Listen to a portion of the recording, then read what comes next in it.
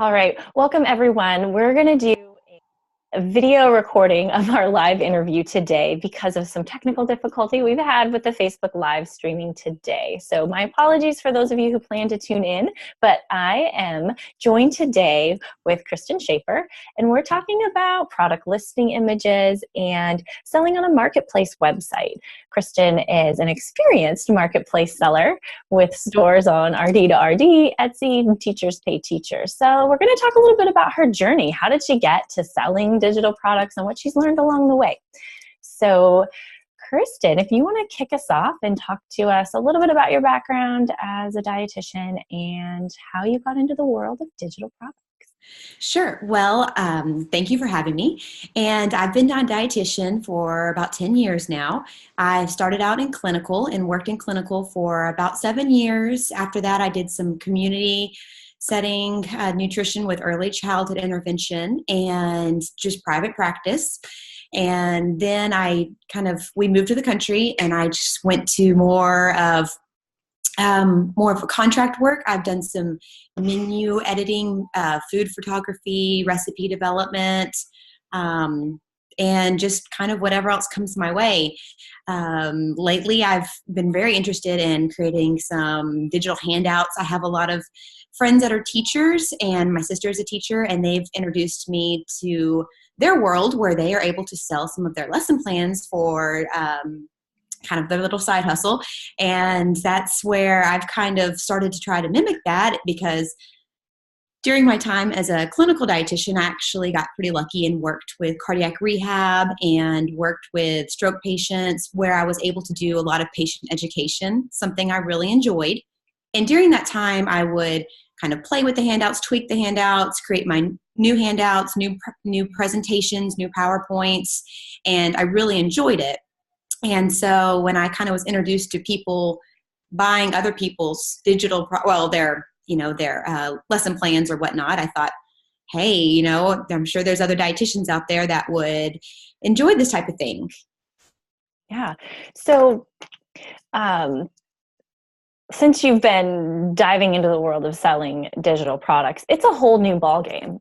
There's one thing to enjoy creating a handout. There's a whole nother aspect of figuring out, okay, what do I need to have in place to be able to sell that product? So yes. I definitely want to dig into the topic of today, which is creating a digital listing image, but also some of those other things that you've learned along the way. So yes, and well, I will say that I'm not a legal professional. I definitely am not saying that I am, but some things that when you make your digital handouts, you would want to consider are to make sure that you have, permission to reference and to use information from certain sources.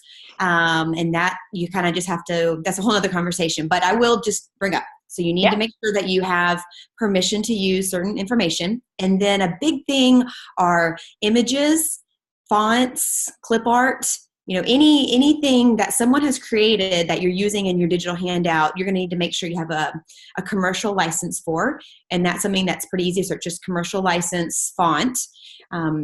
To make sure that you have permission to use those in your handouts. Now, once you create your handout and you're all set and comfortable on that, then that's when you want to create a product listing image to help sell your product.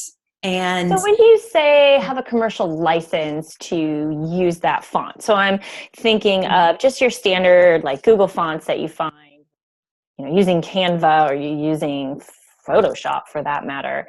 If you're going to sell a product that has just a standard Google font in it, is there some commercial license you need to have for that? There are a lot of commercially free fonts from Google. There are some websites like Font Squirrel has some, but you still need to just read the terms, because some fonts, and this also comes to images, have restrictions on them where maybe you can create 100 items with that product and then that's it. Some it's unlimited. So I would always read the fine print. I usually keep a little handout or a written sheet for each handout that I create I document which font I'm using so that I can kind of keep track of what I'm doing. If I ever need to look back and see something that's there. But Right. That's really important. I know I use deposit photos, and when I'm downloading with the standard license, most of the images, or you can't use it to resell. So you can't put it in a product. A for sale product is how the license terms are, except for ebooks, which I found really interesting. Yeah. That deposit photos says you can't use any of the images of the standard licenses unless you're putting it in an ebook. So like you said, you really have to read the fine print, and it's different for Adobe versus any other website. It's not fun to read those license terms, but the idea of when you buy something online, you're never really buying it, you're buying the right to use it. So what rights were conveyed to you when you purchase that? So it's a really good point. And the same thing holds true for when you're selling a digital product, that you need to define terms that tell people what can they do with, when they buy it. Can they resell it? Can they make copies of it? Can they distribute it to hundreds of people? So side note. Yes. But it's a good point. I mean, if you think about it, you don't want your images or your products being taken and reused without you getting credit or even financial compensation for that. And so it's just kind of paying it forward. Like, you're not going to do that to someone else who spent time creating something.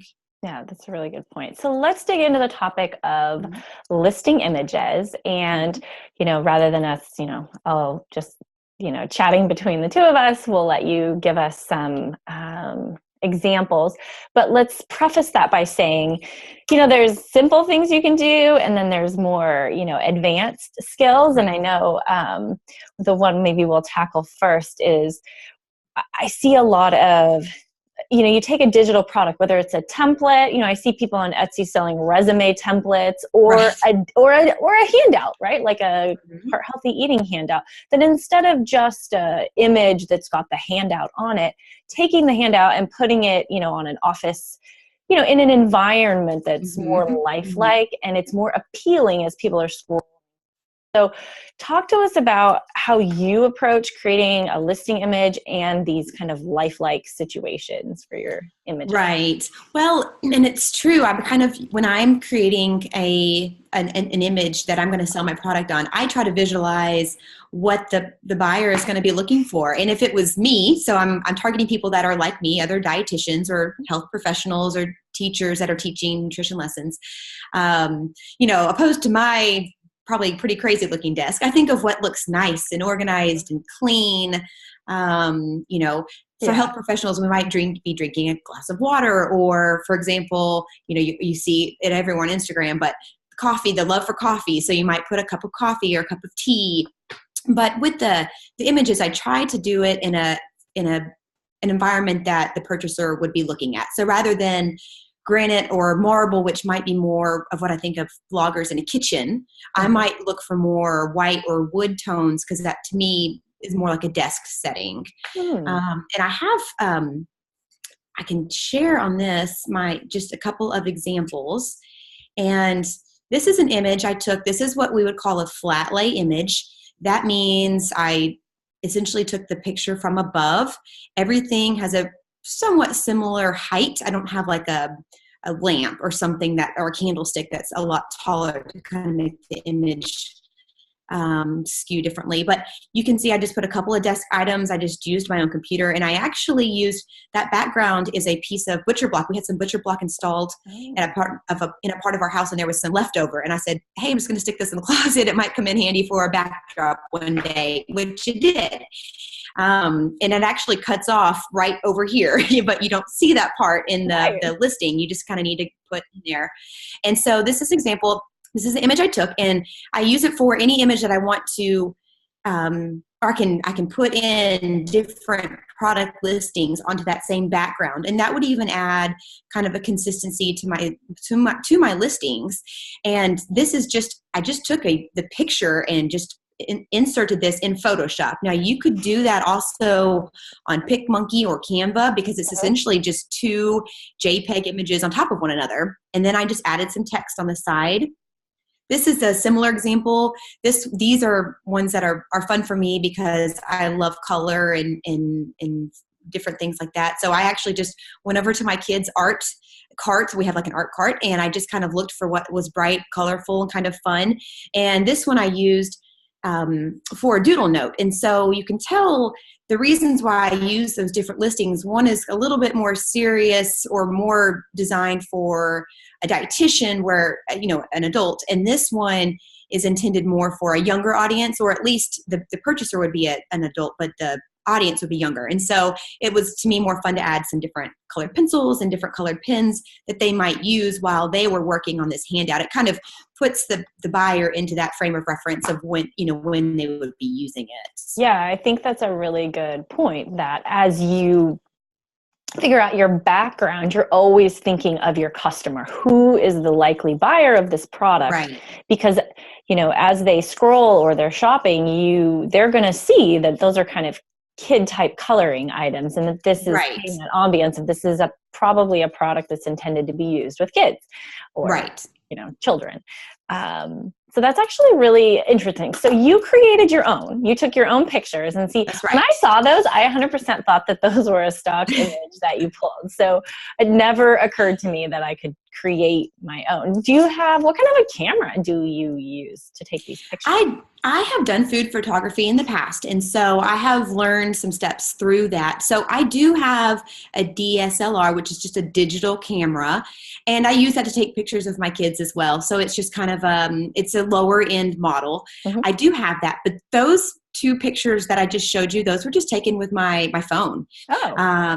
You go near a light source that isn't too bright. Too bright will cause a lot of shadows, and a lot of the newer phones now, they have really great cameras in them, and they work just fine. Now, that kind of opens up a whole new gateway. I could essentially sell those images as stock images. And if I were to do that, I would have used, probably my good camera and made sure that it was a very high quality image. Right. Because other people might be using that in a large setting. But those images are smaller, and they're just really not for a buyer. They're more just to draw a buyer in. Mm-hmm. So another reason why I like to make my own images, it's quick, it's easy, and it doesn't cost me anything. So taking anybody's license terms or yours. I don't even have to worry about reading the license terms. I can just ignore that completely. You can use it wherever, and add in any for sale product. Exactly. It's actually a really good point. So let's talk about what mistakes that you see people make when they're creating a listing image. So what what stands out is like, oh, that could be done better. Not to be critical, but what can people learn? Well, and you can use this for any time that you're kind of browsing online. Pinterest, or a lot of the Pinterest pictures have gotten really good now. But if you even just go to Etsy or another selling site, kind of scroll down, and whatever you're ignoring is kind of what you don't want to do. A lot of times it's the image is not clearly seen. You can't quite tell what it is when you're kind of scrolling through. It doesn't really have a good title. I love titles that kind of stand out, whether that's just separate in the corner, or some people even do like a small bar of color, and they'll do like the title over that. But you want to clearly see a title, like, what is this product? And again, I feel like setting a mood or setting a scene can really help sell a product, because it puts that person, the buyer, into that spot. So things that don't really have good scenes, I feel like people are going to ignore a lot easier when they're scrolling through. I mean, this is a world where we just look at images now. So, if you're looking for some inspiration, Instagram, even Etsy, good spots, because you can, scroll through and see what draws your eye. A lot of people on Instagram will try to even do themes. So like all their pictures have rose gold in it, or all their images will have white backgrounds. And so some people go to an extreme with that. I'm probably still trying to find what works best for me and my images, but it's a good way to start and just get some inspiration. Yeah, I think Etsy, I've been on their digital product, category looking for inspiration, and also Teachers Pay Teachers. But I know we chatted, there's a definite difference in just what things look like. There's I guess a culture of what does a product listing look like? And I definitely encourage people to go on those two websites and even, visit RD to RD and kind of get an idea of what people are creating. Because, if you're selling on a site like Teachers Pay Teachers, you want to stand out, but you don't want to stand out in a bad way. You want to fit with kind of the culture of wherever you're selling. I agree. And one thing to kind of keep in mind is just because you make maybe a product listing, let's say you kind of do it yourself, you don't have to stick with that. And that's the nice thing too. I think this is my second or third background for the same product. And I've only been selling them for, maybe 6 months or so. And so a lot of times I actually went to Teachers Pay Teachers and created a lot of backgrounds that went along with that culture, like what you were saying. And it is a lot more bright and colorful and very busy. When I looked at them, and then I brought those products over to Etsy as well, because I'd always encourage you to check with your seller, but a lot of sellers will allow you to sell on different sites as long as you're not sending, a link to one site over the other. So anyway, when I brought them over to Etsy, they didn't look as good on Etsy, that my product listings. I felt like they were too busy and had too much going on. And so that's when I kind of streamlined it. I actually haven't changed those product listings on Teachers Pay Teachers yet because they kind of fit better over there with that more clip art look. So I'm not sure if I will change that or not, but I even have different products listed on different sites just because I feel like the target audience is different. That's actually interesting to fit where you're selling. That oftentimes, marketplaces give us the opportunity to get our product out in front of a different audience, but that audience may have its own, I don't know, we talk about our own target audience, but they have their own kind of culture around them. Right. So, you can kind of get an idea, but also, having, if you go on Etsy, you can see that some sellers, like you mentioned, all have rose gold, but there's kind of a consistency to their product. So that when they're scrolling, they're going to say, oh, I know that's one of Kristin's products. I recognize the background, and maybe just the digital kind of if you went back to your picture of your doodle, it gets, that's the only thing that's going to change. So there's a lot of different ways to do it, but I think rather than just starting out, doing a little research in advance and finding out what looks good to you and what are the common things, common ways that people create those images. Right. So I've heard that your listing image should be kind of a standalone, that it shouldn't give enough of an idea of what the product is that it shouldn't be obtuse, like, I'm not really sure what that is, even though you're often going to have a description that sometimes Google is only going to show the image, or that your listing image should be standalone. How do you apply that concept when you create your images? Well, and I feel like mine is slightly different because a lot of the things that I have at the moment that I'm selling are a 1 or even just 2-page handouts, where, again, if you look at what a lot of people are selling, it might be a multiple page document or even a presentation. And so there is a little bit of a difference there. I kind of played around with not showing my whole image or changing it, because you always get kind of worried about, people are just going to take this image and recreate it. But I, try to do what I can.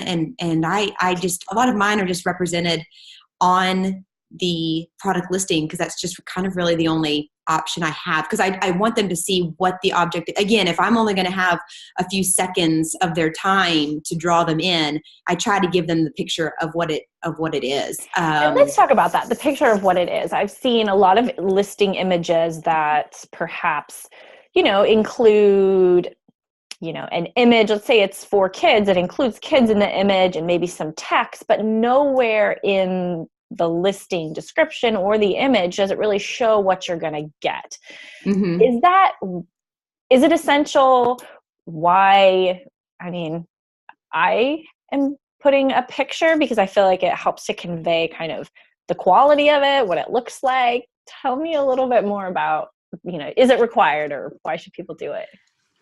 I personally think that it should be done. I think that you need description. If you have a multi-page handout or something that is a longer document, I feel like at least your different points or your different almost chapters or your different areas should be listed. I feel like, again, you can put yourself in the buyer's shoes. If I was going to buy a presentation for $10, $15 off of RD, something like that, I'd love to know at least what the main points are. Like, what is it going to have in it?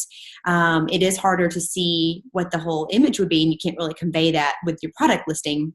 But I think that it is vital to have at least your major points on there so people have an idea of what they're purchasing. You don't have to list it all out, but to give them an idea is, I think, ideal. Yeah.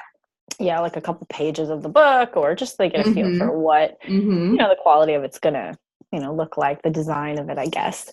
Yes, because I'm sure I just bought a book, and it's completely unrelated to nutrition, the other day off of Amazon, and I got the book and my jaw just hit the floor. It was like, the font was huge. There was hardly any words on the page. I had spent like $18 on this book, and I thought this was not a good representation of what this product was.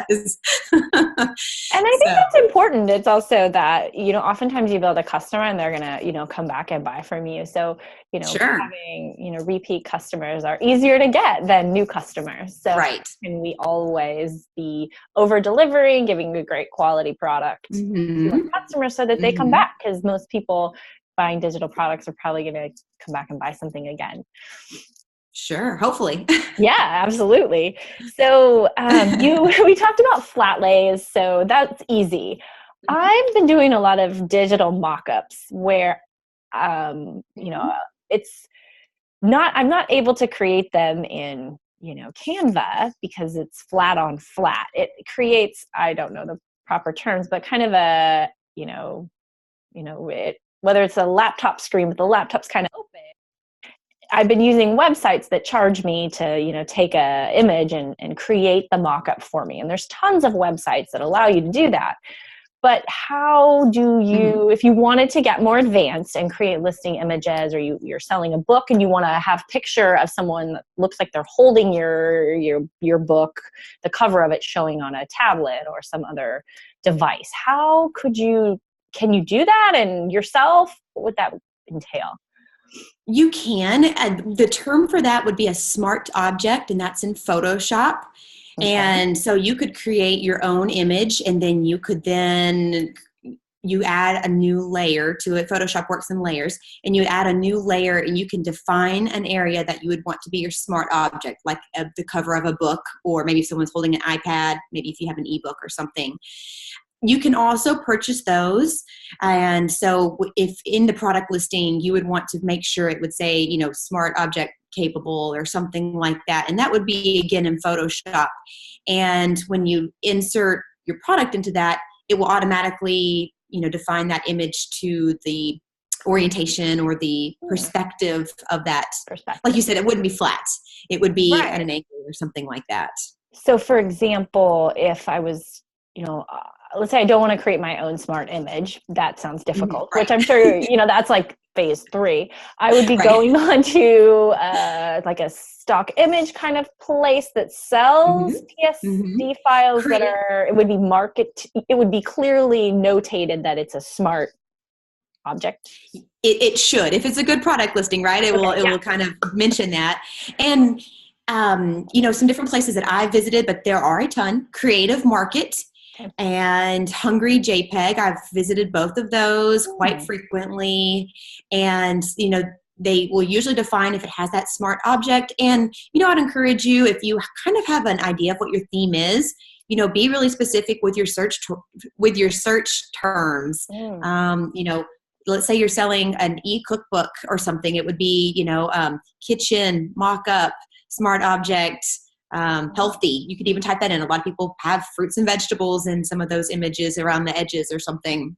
And so you need obviously Photoshop. So if you've already paid, because let's say you edit, food photography or whatever, you have the suite of Photoshop and other products. You already have access. Otherwise, you're going to have to pay for Photoshop, and then obviously Creative Market.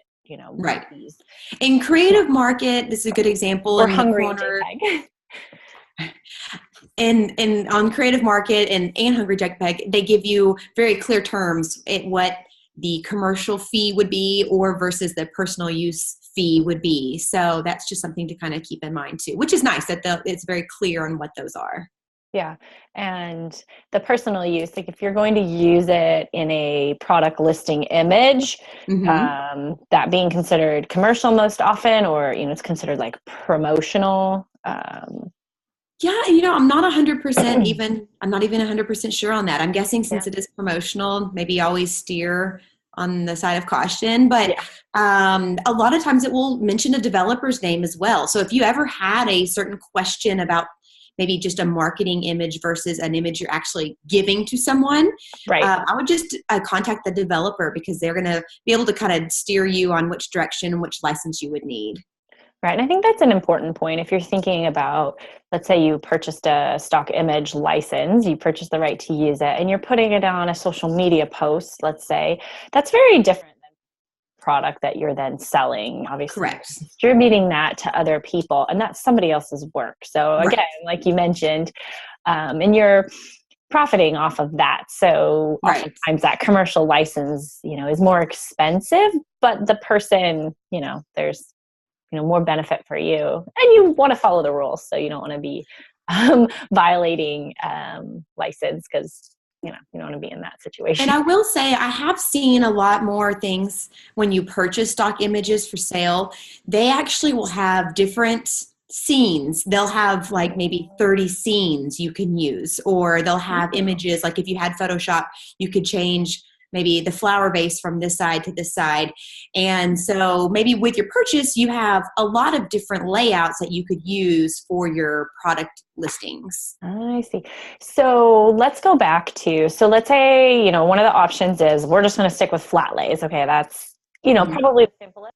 It's a great place to start. Then let's say we go into, I want to do a smart object because I like the perspective. I think as people I've read some research and different articles online saying that products sell better when there's human beings in the picture, or even a lifelike environment. So, adding in that perspective, like perhaps a mock-up is showing your handout, in somebody's hand or on a tablet or whatever. Right. Creating your own smart images. Is this something that is feasible or smart? It's called a smart object. Sorry, I wrote it down. Creating your own smart object in Adobe. Is that something that, on a scale of like 1 to 10, how difficult is that for someone who's a Photoshop user? I would say it's very easy. And if you're concerned or worried, there are a lot of YouTube tutorials that you can actually watch a video and watch someone do it right there for you. And then you could learn to do that yourself. And that's really a lot of how I've learned. Again, we talked about, my background is dietitian. I didn't really go to school to learn different design things. And so a lot of this, once I learn what a term is, I'll then just YouTube that and watch some video tutorials and just kind of teach myself. Yeah, I think it's interesting because there's so many places you need to put your object. Let's say you're doing a Insta story, and let's say you want to show your new handout on an iPhone or something because it's long and skinny and it fits pretty on your Insta story. That once you maybe develop some of these skills, there's something that can really, you can leverage those to market your products. And, because the product's not going to sell itself, so you have to. And that's something else to kind of consider too when you have your handouts. Let's say, you have your handout, you're going to essentially need, a JPEG image of your handout. You're going to need your PDF because that's what your product is actually going to be uploaded to the website as. I usually keep a copy of it in my photo editing software. So in Photoshop, I have a Photoshop copy that I keep. So you need quite a few files to have on each product, because then depending on where you're going to promote this, Pinterest, Instagram, Facebook, whatever, they all kind of tend to lean towards different shaped images as well, square, landscape, that type of thing. So it's a lot of different things you got to kind of check off when you sell your product. that is something that you have to keep in mind. I'm always amazed how many versions of the same exact image that I have to make. Yes. But, I learned, we had another guest on, Whitney Catalano, a while back, that everything you put out there is a reflection of you. And if you put out something on Twitter and it's not the right size, it doesn't look to spend the extra time to make images that are the right size, because it portrays your business, right? There's something about you. So learning how to do it and, trying to spend the time to get those images, it's not always easy, but you can, once you do it a bit, you get a lot faster at it. Yes, you definitely do. It's a little bit of a learning curve at first, but once you've kind of started, then you can kind of do that. And I would suggest when, let's say you're taking some flat lay photographs, to change up some of your props so that you already have a couple of different backgrounds ready to go, so that, if you want things to be a little bit different on different sites, your different social media sites, they will look a little bit different, and you've already had that done. You don't have to recreate your scene every time you think, oh, I kind of want it to look a little different. I think kind of that landscape and that, portrait, if you're making a listing image, perhaps it's typically, landscape. But then, you want to do an Insta story, and you don't have on your flat lay, there's no real, you're trying to work it in there. So planning in advance of, so you don't have to go back and get all your stuff out again and create another template image. Right. Because it may not, it just takes time. So let's see, back to our question list. We're almost done with time. So I want to make sure that you get a chance to any other, aspects that you're passionate about that you think people really need to know as they get into selling digital products, as you've sold on a few different marketplaces.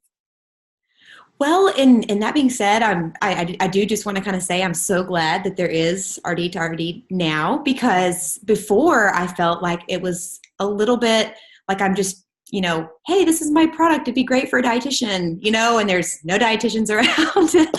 And so, I think that is a good point that,